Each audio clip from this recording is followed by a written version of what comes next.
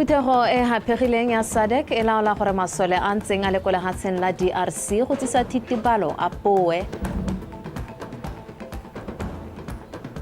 Mokgatlo wa Saving Lives and Livelihoods o simolodisiwa ko Maung go lwantsha tlhagogo ya malwetse bogolo jang mo baneng. A motabogi wa mabelo a dikolotsana a bana le bogole thuso ra setapa a ta tsenelela kgaisano ya 2025 Unica Chair Challenge kwa Cape Town. Motho e dumela re ga se ka thamalalo go tswa toropokgolo ga borone nna ke bitswa Kgomotsego o tukile mme tshepiso sekolo ke ena ranolang ka puo ya diata. Ke bitswa Reginald Richardson a re tsena mo go tsone phetogo e fapegileng ya SADC e laotsa gore masole a ntseng a le ko lefatsheng la DRC go lwantsha ditsolodi le go tsisa thitibalo ko a ntshiwe mo phuthegong e neng e tshwere go tota maabane ka tlhaeletsano ya maranyane ke solofela gore ke maabane go tlhalositswe gore go ntshiwa ga masole ao ga gona go dirwa ka nako e le nngwe mme go tla dirwa ka dikarolwana. Tautona Advocate Dumaboko o ne a tsena phuthego e ka maranyane le botautona ba bangwe le bagolwane ba puso e neng e itebagantse le seemo sa dintwa tsa sepolotiki se se tsweletseng ka go kekela go botlhaba jwa lefatshe la DRC ya re tlotla matlhabaphiri. E ne ya re ka kgwedi ya Sedimonthole ka ngwaga wa 2023 lekgotla la SADC la romela masole go tswa ko mahatsheng a Aforika Borwa, Malawi le Tanzania ko lehatsheng la DRC go lwantsha ditsolodi le go tsisa thitibalo ko lehatsheng leo. Hela tomo yeo e ne se bonolo ka jaana ntwa ena ya phagela gareng ga masole ao le ditsolodi tsa M23 mme masole a ka tshwara 20 a tlhokagala dikgwedi tse pedi tse di hitileng. Morago ga seo ka maiteko a go tshereganya le go tsisa ledula mo kgaolong eo Tautona Advocate Boko le baeteledipele ba bangwe ba mahatsa kgaolo ya SADC ba ne ba tshwara phuthego e hapegileng ka maranyane go sekaseka ditsela tsa go emisa dintwa tse. The international community, including the United Nations, the African Union, to provide humanitarian assistance to the people of the DRC. Summit terminated the mandate of Summit DRC and directed the commencement of a phased withdrawal of Summit DRC troops from DRC. Summit emphasized its dedication to addressing the ongoing conflict in the DRC and reaffirmed its commitment to support interventions aimed at bringing lasting peace and security in Eastern DRC, in line with the SADC Mutual Defense Pact of 2003. Lentswa go tseretsetso eo ya go busa masole ko DRC seemo sa itshireletso se sa iketlang se tsweletse ka go kekela. Hela modulasetilo wa lekgotla le Tautona Emerson Mnangagwa a re lekgotla la SADC le itlamile go lwa ka tsotlhe go ba leitlho seemo ko DRC go hema gore ntwa eo e sa tswe mo taolong. Dialogue is a key cog to usher lasting peace the people of DRC. Our collective pursuit for peace is the greatest tribute we can accord our heroes and heroines, both living and fallen, who selflessly answered the call of duty. Their sacrifice can never be in vain. We appeal for continued support to facilitate the safe withdrawal of all our troops and evacuation of our equipment. Godimo ga moo phuthego e laotse gore go akarediwe makgotla a mangwe a harologaneng go nontsha maiteko a go tsisa ledula le thitibalo go lehatsheng la DRC. Tlotla Matlhabaphiri, BTV News, Gaborone. Go kaiwa ha mekento e santse e na le seabe se segolo thata mo go kganeleng thagogo ya malwetse se se builwe ke Dr. Keatlaretse Siamisang moitseanape wa botsogo kwa lephateng la botsogo jaaka na bua ko tshimolodisong ya tirelo ya mokgatlho wa Saving Lives and Livelihoods o itebagantseng le go nonotsha mogama wa botsogo go ka itsetsepela kgathanong le thagogo ya malwetse a segajaja jaaka COVID-19 le go netefatsa gore mogama wa botsogo o mo maemong a mante go ka netefatsa gore bana pothe ba ba tlase ga dingwaga tse 5 ba tsaya mekento ya pone ka tshwanelo. Ngaka Siamisang a re go botlhokwa go tswelela le mekento ya malwetse a sa tholeng a le teng se e le go kganela gore a ka boa a thagoga gape. Maranyane sa makata ka dintlha.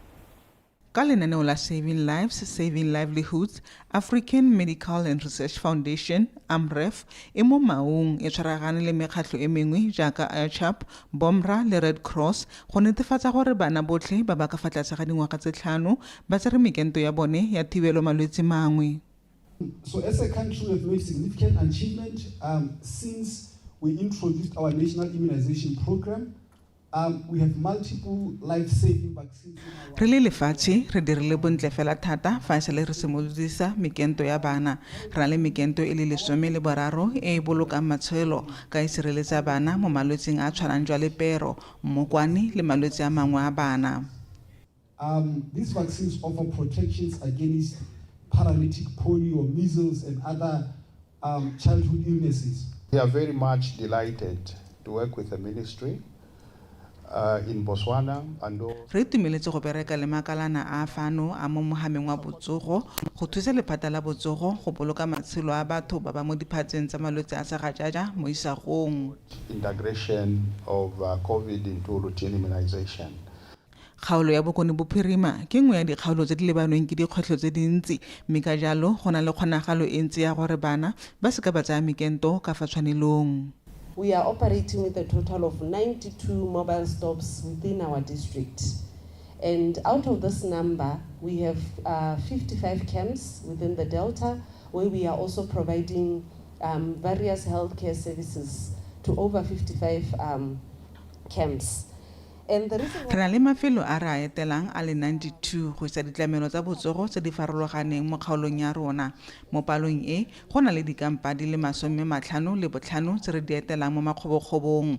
Ke bua se ka gore mafelo a ga motlhofo go a fitlhelela le fa ile ka tsela re ntse re sa dire sentle go fa bana mekento. Ka jalo re dumela gore thulaganyo e tla re thusa go fitlhelela batho ba mme re ba fe mekento ka fa tshwanelong. Will actually facilitate us in facilitating our vulnerable populations and also doing the catch-up immunizations for those who may be left behind. Lenaneo la Saving Lives and Livelihoods le ne la simolodisiwa mo Botswana e le la ntlha ka ngwaga wa 2022 mme la boloka matshelo a batho ka go ba fa mekento kgatlhanong le bolwetse jwa COVID-19. Maranyane Samakata, BTV News, Maung. Go tlhabolola dikitso le go tlhaloganya bodiphatsa tsa borukutlhi jwa madi go tshwanetse go kaiwa fa go le botlhokwa mo go lwantsheng go bipa metswedi e busula e madi a bonweng ka yone le go ntsha madi go rotloetsa ditiro tsa botsolodi. Baitsanape ba re tharabololo ya sennelaruri e tshwanetse ya nna teng go emisa borukutlhi jo. Se senogile kwa phuthegong ya Financial Crime Compliance kwa Tlokweng. Lwane wa khamphani ya Yellow Card Mandy Naidu a re lehatshe la Botswana le ka rarabolola mathata a dipapadisanyo tsa maranyane ka go kopanya bana le seabe ka go farologana go amogana dikitso le megopolo. Participating in regional get-togethers or go nna karolo ya makgotlana a twantsho borukhuthi jwa madi mo kgaolong ya borwa jwa Afrika go ka thusa go gatela pele. From a regional perspective, we need to get ahead of the curve on or be aligned to. So in Botswana, we also have our own vision. Mahatshe ka go farologana a na le megopolo e thusang go lwantsha borukhuthi jwa madi mme lekalana la Botswana Private Partnerships le simodisitse ngwagola ka kgwedi ya Lwetse e mo go yone go nang le banka ya Botswana ga mmogo le tse dingwe. Se se tla thusa go lwantsha borukhuthi jwa madi mo lehatsheng la rona.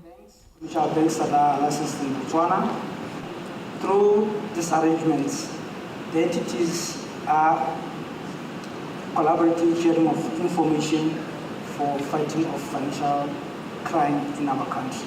Tshwaragano magareng ga puso makalana a ikemetseng ka nosi le batsamelao e le jwa e le botlhokwa. Those that are regulated as it impacts on them. I think it's also important to highlight that even though the culmination was with the formation of the public-private partnership in Botswana, there has previously been initiatives within partnerships e thamiwa mme le tsone di ne di itebagantse le dikgang tsa maranyane le go hokotsa borukhuthi jwa madi. the central bank on issues of mutual interest, and they do have some committees that touch on various disciplines, compliance being one of them, where they would deliberate on issues around the ML, CFT, RegTech, virtual asset service providers, etc. Molaetsa mogolo wa phuthego e ke go dirisa molao wa data protection le tshwaragano ya puso le makalana a ikemetseng ka nosi go thusa go fokotsa kgaisano magareng ga makalana ka dikgang tsa papadisanyo ya maranyane. Go bona one Sehedi, Btv News, Tlokweng. O tshwanetse le go bontshona le rona dikgang tsa rona di tswelela jana dipego tse di mo metsweding ya dikgang di tshwana maranyane a Facebook di supa hata utona wa pele Lieutenant General Dr. SETSWANA Ian Khama a letse a tshegeditswe ko mapalamelong a dihohane kwa Luanda Angola. Dipego tseo di supa ha Khosi Khama wa pone a tshegeditswe mmogo le boradipolotiki ba pangwe ba le mmalwa ba go bolelwang ba ne ba le mo letong mo segopotsong kana go ya segopotsong sa bo 50 le bohera bongwe sa party ya kganetso ya UNITA ya Angola. Go bolalwa ha Khosi Khama o ne a emisiwa mmogo le moeteledipele wa kganetso wa kwa Tanzania Tundu Lissu, Venancio Mondlane wa kwa Mozambique, Edwin Sifuna wa kwa Kenya le tautona wa pele wa kwa Colombia ebong Andres Pastrana Arango. Bagolwane ba ba pele go bolalwa ba ne ba leleditswe ke party eo go tabokopanong jwa boditšhabatšhaba kwa Benguela. A go ise go nne le tlhaloso epe semmuso ya go tshegediwa ga pone. Me motho wa tsimo nakong ya gompieno re na mo mogaleng le tona wa tsa mahatsha a sele e beng Dr. Phenyo Butale gore ene a re sedimosetse go tswa ka kolephateng la gagwe. Dr. Butale ra go amogela mo the daybreak. Ke dumedisa mmakedimedise le bareetsi le babogedi ba gago. Era dipego ke tse re ne re sa tswa go di bona mo maranyaneng gongwe wena go tswa ka ko lephateng la gago kana go tswa ko ofising ya gago o ka re sedimosetsa gore dipego tse ne gore di maleba kana tse ne gore di bua maruri tse lona le ka di thomamisang ke di ka tselentseng jang. Ke a leboga mme ke tlhalose mme gore ke bua maruri gore tautona wa pele re Khama o na tsamaetse ka kwa Angola. Mme kana tsamaiso ke gone gore ha boeteledipele bo tshwana le ene ba tswela konte ba itshwaraganya le boemedi ja rona jo e leng gore bo re emetse ko lehatsheng le bataong ba ya go lone. Ba ne ba itshwaraganya jalo le our High Commission ko Namibia e leng gore ka re sena embassy ko Angola we cover Angola from Namibia. Me tota pilaganyo ke gone hela gore e re ba re itisitse jalo bo ba re ha their itinerary kana go supa gore mosepelo wa bone o tsamaya jang ba go gorogaleng se rona re se dirang ke gone go itise ba ga rona ka kwa our counterparts gone ko Angola gore nyame solo helang gore moeteledipele kana former president o ta ba le kwano o ta go ga kana kwa gore me bile accord him the necessary courtesies in terms of protocol kana le mothuse ka go mo gorosa ka tsela e leng gore e mo lebane kana e mo tshwanetse. Me gape ke tlhalose gone gore ga rena dintha tsa gore e rile go tsweng go ga diragala eng re tlhaloganya gore tautona wa pele le ba nang a tsamaya le bone ba ne ba bewa gone ko airport di hour di le mmalwa e le gore ga ba letelwe gore ba tsene mo lehatsheng la Angola. Jaanong jaaka o itse re le lehatshe la Botswana re na le tirisanyo e ntle thata excellent relations le ba Angola mme tirisanyo e tswang kgakala tota e gaetswe mo goreng jaanong re na le ka re buisanang ka teng through diplomatic channels ke tsone tse e leng gore re tla be re buisanya le ba ga rona go tlhaloganya gore go iragetseng go tlhaloganya gore gone mme kgang e ne e leng ka jalo mo nakong ya gompieno ga rena kgang e ntsi kana we don't have enough facts as to what actually transpired. We will be engaging our counterparts through diplomatic channels as true sister countries that have excellent relations that have been spanning for over many years. Ra go leboga tona gongwe mme bile re santse re le gone gongwe o ka re itsise gone gore mo nakong ya gompieno gone se le setseng le na le thurigaleso ya sone ke eng gore le mo nakong ya gompieno ba santse ba tshegeditswe ka tselentseng jalo le gone gore ha ka le santse le tabo le dira gone those follow ups le your counterparts gone ka ko Angola gore gone mme mo nakong ya gompieno go diragala jang le botsogo a ba mo botsogong jo bo siameng. Nka tsomamisa gone gore gone bosigo ja maabane tona wa pele le ba nangana le bone ba ne ba letelelo gore ba tswelele ba tsene mo Angola ba tsamaele ko hoteleng ene ba bukile go yone so bone ba ne ba helela ba golotswe kana ba leteletse gore ba tsene mo hoteleng so ke se sengwe se nka se supang hela gore ga re ise re uti dipego dipetse gongwe di ka tswang di thobaetsa ka seemo sa bone sa botsogo re dumela gore re beile seemo leitho boemedi ja rona bo na le bone re ntse re tshwaraganya le bone go netefatsa gore sengwe le sengwe se siame mme hela ke gatelle magoko a gore tirisong ya rona le lehatshe la Angola ke tirisanyo e tileng e nonofileng e tswang kgakala e leng gore ke dumela gore ha gona le makgwere go na le dingwe tse di thobaetsang re ta ditsa re di ba hape le ga rona ka tsamaiso e re nang le yone ya ka ha re buisanang le bone ka teng gore kgone go rarabolola dikgang tse jaaka barwarre ba e leng gore ba tswa kgakala ba dirisang. Nte ke go leboga thata tona re leboga thata re sologela gore le ha letsatsi le ntse le tsamaya re tatswa la re ntse re amogela go tswa ka ko lephateng la gago ko ofising ya gago ditshedimosetso re lebogile thata ka nako ya gago mosong ono. Go lebogile nna a Batswana ba dumela.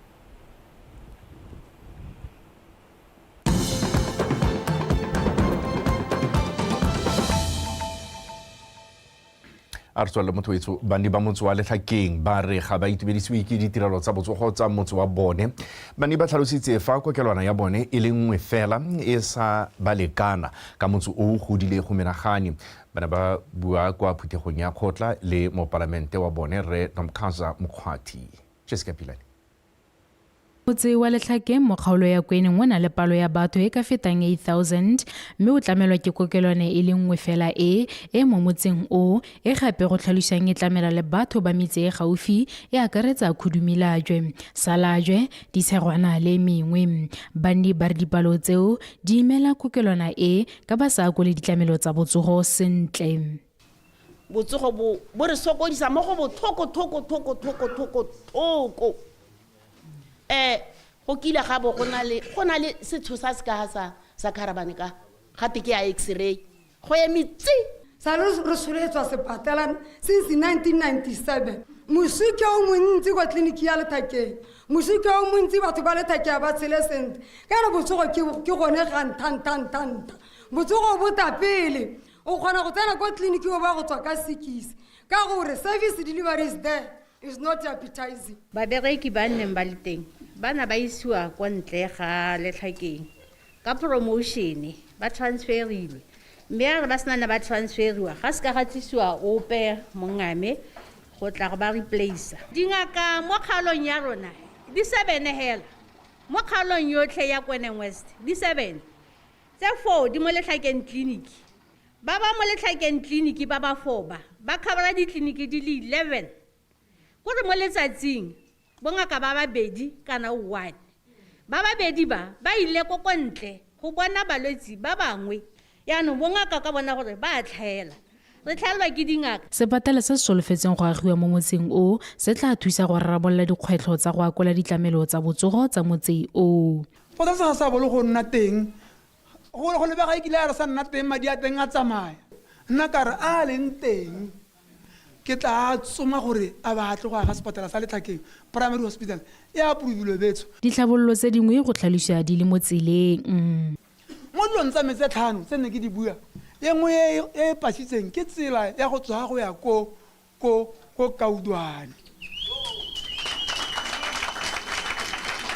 Mopalamente Brigadier Mokgwathi o supile fa tla lwela gore ditlhabolo di tshwana ditsela tsa thuto, phatlhaloso ya metsi a phepa gareng ga tse dingwe di goroge pele ga ngwaga tse 5 tsa gagwe e le moemedi wa kgaolo e di wela.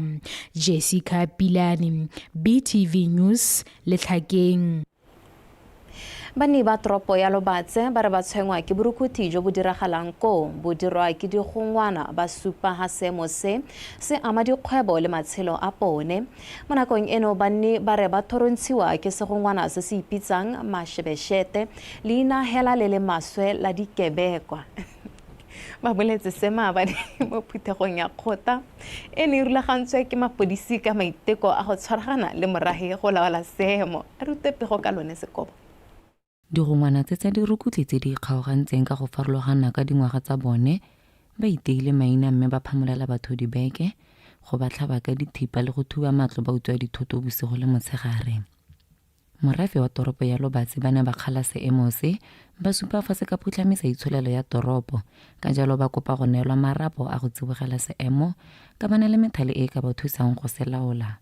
A re boeleng pele mo ngwaongnyele ya rona e nere go godisa ngwana ke ga batsadi botlhe ba motse o. A re tsweng mo kakanyong ya gore ngwana ke wa me ba agisanye ga gona ga ba tsenang teng. Ba supagala gore tiro e re dira bokete le ba sepodisi ka gore bangwe ba batsadi ga ba thusi mme ba itse gore go na le bana ba ba amega mo ditirong tse. E ya bonna ke ba ba itirileng digongwana ba ba tlhasetseng ba ke gore thupa e boele ga re tswa letsholo re igrupa yana mme be re igrupa re itse gore ra go kapa tsotsi e be re itsisa ga go tshwanetseng teng e be re e baakanya re itete dibete o ska tshaba re ska ra tshaba ka gore batho ba ra ba itse ga gona ope o ka tlangang thare ga itse le shebeshete ke monna we ke ngwana kwa ga bone. Boeteledipele jwa toropo le ba sepodisi ba ne ba supa fa botlhokatsebe jo bo dule mo tseleng ka jalo nako e gorogile gore morafe o ba thuse go se laola. Maiteko a dirwa ka gore go tlo gore a gompieno re setse re ile ra tshwara bangwe ba bananyana ra ba sekisa bangwe ba bona ba go kgolegelong mme bangwe ba bona ba santse ba letetse go seka. Mme anong se se tshwenyang ke gore ga go bona le go nna le phetogo ka re go a kekela. Bana ba ha ile gore ba hatlase ga dingwaga tse 17 go na le melao e ba phemelang so borra sepodisi ba gona go ira tiro ya bone mme takere ka sekgowa not to the full extent because bana na le melao e ba tshireletsang go tsengwa mo ditoronkong dilo tse di tshwanang le tsone tseo. Setšhaba se kopile go lema ba sepodisi tsebe fa ba itemogela boitshwaro jo bo sa tlwaelegang ka bana ba bone ka seo se ka thusa go laola seemo. Lone Sekobo, BTV News, Lobatse. Mme mongwe wa dingwaga tse di 64 wa motse wa Kajikau yo sa lenganyelela ka laboraro wa beke e fetileng o letsa bone a tshela. Assistant Superintendent Sydney Mogajani wa mapodisa a Kajikau a re mme Mainda ke aja o bonwe kwa Kasane a rutwe ke a Leboga yole. Mme Mainda ke aja o bonwa maabane mo maitseboeng a lebagana le ketsaetsego le letsapa le le ntsi. O ne a isiwa ko kokelong ya Kasane Primary kwa santseng a tamelwa ke ba bongaka. Mo tsatsing lone le la bosupa maabane nako di ka nna bo 20 to 8 tsatsi le sena go phirima.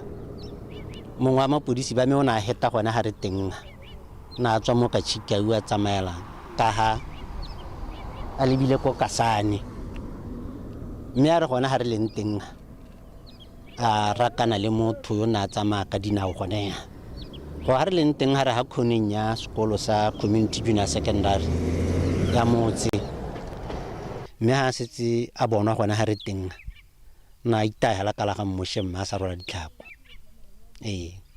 mme go bonala mo mautong gore o nnile le mosepele ka gore maoto a gagwe a na a bonala gore nya mme ga a mo seemong a ruruga a babaletswe ke ditlhaga jalo le ditlhatshana tota nne se gore o gateletswe ka gore o na a itsamaisa ga mapodisi ba kopana na ega o na a itsamaisa mme o na a kgona go bua le mororo re sa tswelela ka dikgang tse di kalo le ene re ne re batla gore a bonwe pele ke ba botsogo go ya ka ba lelwapa mme ke a ja o dule mo lapeng mo mosong wa laboraro wa beke e hitileng a itekanetse ebile a sena bokoa bope moragonyana e rile fa ba lelwapa ba bona a sa boe ba ne ba ya go begela mapodisi ka seo ga ke thothomisa ke botsa ane go sena karabo e ne ke utlwela ba maruri e thamaletseng morago ga moo go ne ga tswa letsholo go ya go bata mmeo mme ba sepodisi le morahi ba ne ba bata malatsi a le marataro ba itasefolletsi le gone ga ba buane ba bosupa hela bana ba mo lapeng ba supa gore mma bone sa le ka dule mo lapeng ka la boraro yaanong ga a lala mo lapeng yaanong ba o mo tšheka ko masikeng a bone ka kwa gone mo motseng wa ka Chicago be ba supa hela kgang ya gore e tare ga e le gore gone ga ba le ko masikeng kwa ga gona go utlwela sepe gore ba mmone kana ya ba tante kudisa sa le ka re simolola gone ka Thursday up to maabane le gone maabane re batile a re disaneng ha re le mo motseng jaana o na le mongwe diura di ska tsa nna pedi tharo o sa itse ha motho a leng teng mme ke a ja o santse a sedilega kwa kokelong mme setšhaba sa gakololwa go nna podi matseba le go bega ditiragalo tsa go nna jaana mo nakong e khutshwane gore motho a potakele go batiwa nako e santse le teng ke a leboga eole BTV News ka Chicago motho re na mare di beile phegelwana gone ho re tswelela jano le tsa metshameko timong patane a imisente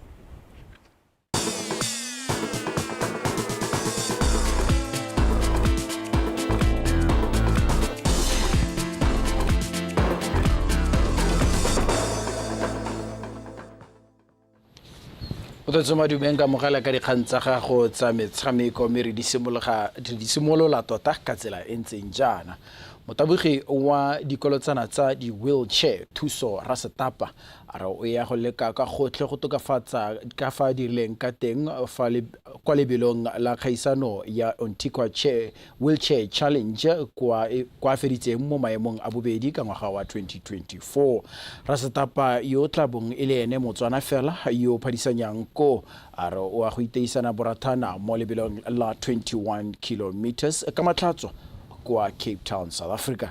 A dutletse go fatswa malepa ka pego. Ke lekgetho la bobedi Rasetapa a tsa karolo mo kgaisanong e maikalo a yone e leng gore bola talente le go fa batshameki sebaka sa go phadisana le batshameki ba mafatshe morago ga gore a phadisane ko ngogola motabogi yo wa mabelo a dikolotsana tsa bana le bogole yo dingwaga di 55 o ntse a itlhokotsa ka go tsaya karolo mo dikgaisanong tsa monogae ka go farologana bileng ya go tropong ga George ka go siding ya Cape Town ke go taboga lebelo la di-wheelchair the hand cycle doing 21 kilometers. In terms of my preparations, I think I'm prepared enough to take part in the activity because I'm a house at the 31st of December. I had the 31 kilometers. Then in February, I went for the Kazungula Bridge Marathon, which was 21 kilometers, which I did the time of 1 hour 35 minutes. So I think I'm fully prepared for the event. Mosimolodi ebile le moeteledipele wa pele wa lekgotla la PASOP o tlhalositse fa go ne go se motlhofo go ipaakanyetsa kgaisano ya motlhale o ka e tlhokana le tlhokomelo e kgethegileng. In terms of challenges, well, the biggest challenge that I have is sponsorship. I want to take this time to thank security systems for the whole process. My trip a success because they sponsored me for everything that I'm doing. Whenever I do it in transport, even when it's accommodation, whenever I do it in registration, and even the meals that I'm even the attire that I'll be putting, get like a security system is Botswana. So I'm calling for all companies in Botswana, but they need support. We need more of this kind of wheelchairs. They are very expensive, I know, but we need more of them. So I hope that Botswana, I'll be representing you fully well. Kgaisano eo e simolotsweng ka ngwaga wa 2002 e tshwarwa ka matlhatso kgwedi yone e le 15 kwa Cape Town, Afrika Borwa, mme go solofetse gore gareng ga go batla phadisanang koo ba akaretse mofenyi wa gouta kwa di-olympic tsa Tokyo tsa 2020 Peter Duprez o gape a gapileng seetsela sa bronze go gola kwa di-olympic tsa Paris kwa France. Tshegofatso Malepa, Btv Sport. Le tsela ya go thusa batabogi go ipanna phatla kwa kgaisanong ya FISU World Universities Games e tla tshwarelwang kwa Germany monongwaga. Lekgotla la Botswana Teacher Sports Association ke gore Botesa le tla rulaganya kgaisano ya Botesa Athletics South and Northern Qualifiers. Kgaisano e tla bo e tshwaretswe kwa lebaleng la Obert Itani Chulume kwa toropong ya bobedi ya Francistown ka Matlatso. Pako Sterek o lebela pele mabelo ao. Moanamisa mafoko wa lekgotla la Botswana Tertiary Student Sport Association Botesa o bonetse Botumile a re kgaisano e botlhokwa mo batabogeng ka ba dirisana le lekgotla la Botswana Athletics go ribolola talente mo nogae. Tota mandate ke go godisa talente mo Botswana. Tota because as you know, tota school sports has not been operational, and also you find that kana bana ba rona ba ntse ba leka go ta le no santse le bona gore ba support ya gore ba gole, because it's not only for these FISU games. We need to grow these athletes, because also ka 2026 re tebe rena le cooks at so about this pool of students, some of them, yes, of course, but they will be there. By 2026, they are part of the Cooks team. With numbers that we have, it shows that there's growth. Even over the BA series competition, they participate in the club.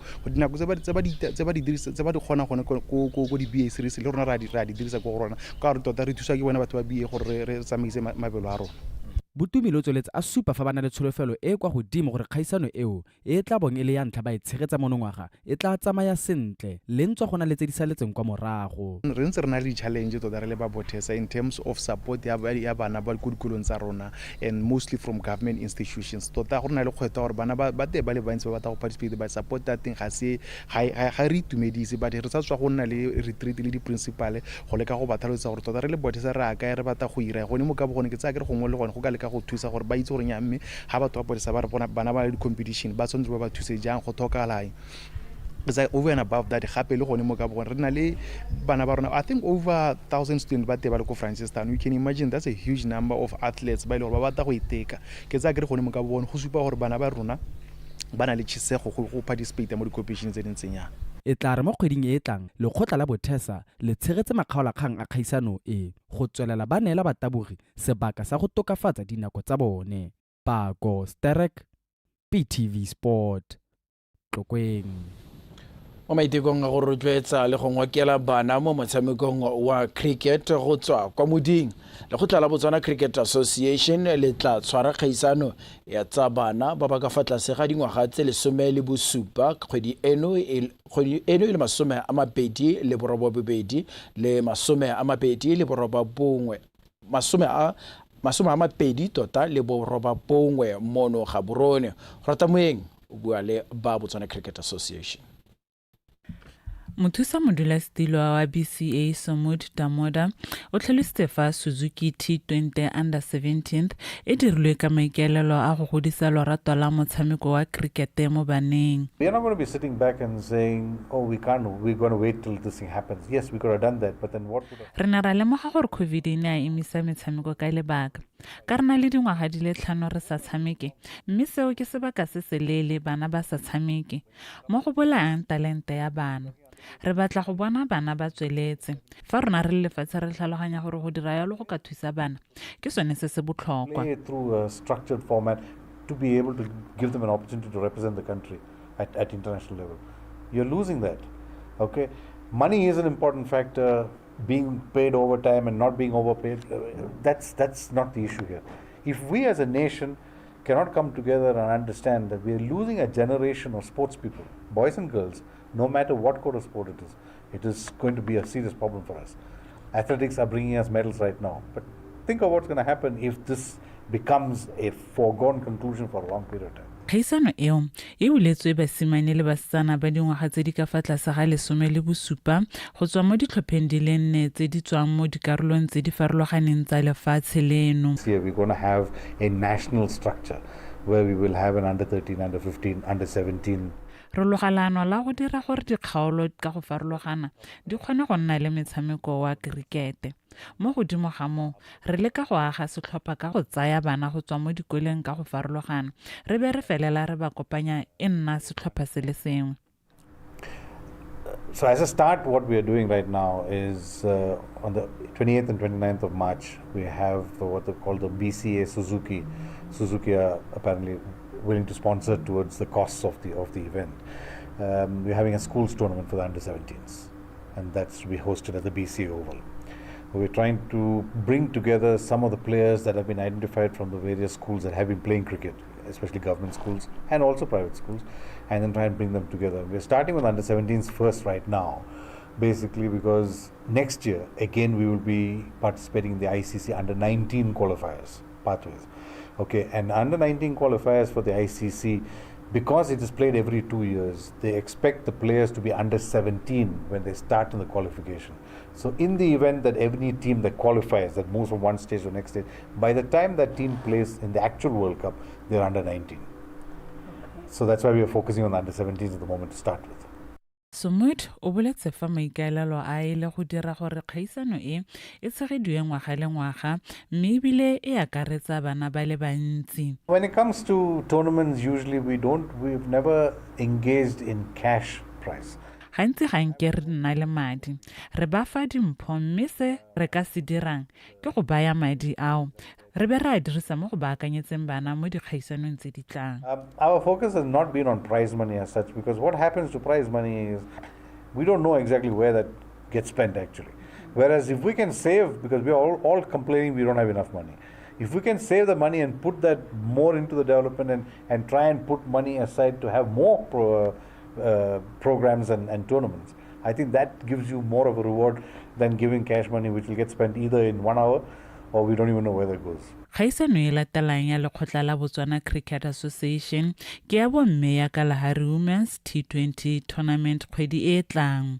Go rata Moembi TV Sport Gaborone. Tsare di be khutlo gone fa ka jana le kana go tsotlhe ikanye rona mo sotjeo.